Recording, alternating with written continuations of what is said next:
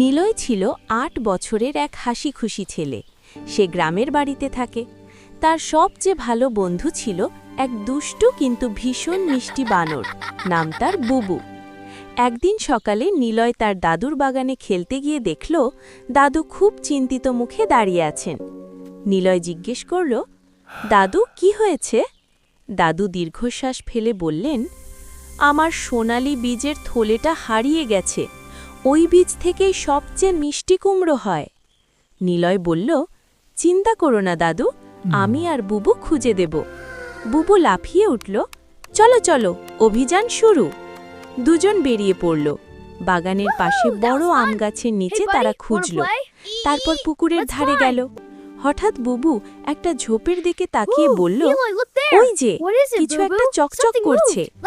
নিলয় দৌড়ে গিয়ে দেখে সোনালি বীজের থলেটা ঝোপে আটকে আছে। নিলয় খুশিতে বলল, ইয়া, পেয়ে গেছি। দাদু খুব খুশি হলেন। তিনি নিলয় আর বুবুকে জড়িয়ে ধরে বললেন, তোমরা দুজন না থাকলে কি যে করতাম। তারপর সবাই মিলে বীজ বুনল। কয়েকদিন পর বাগান ভরে গেল বড় বড় সোনালি কুমড়োয়। নিলয় হাসতে হাসতে বলল, একসাথে কাজ করলে সব সমস্যা সহজ হয়ে যায়। বুবু মাথা নেড়ে বলল, হ্যাঁ, বন্ধুত্ব মানেই শক্তি।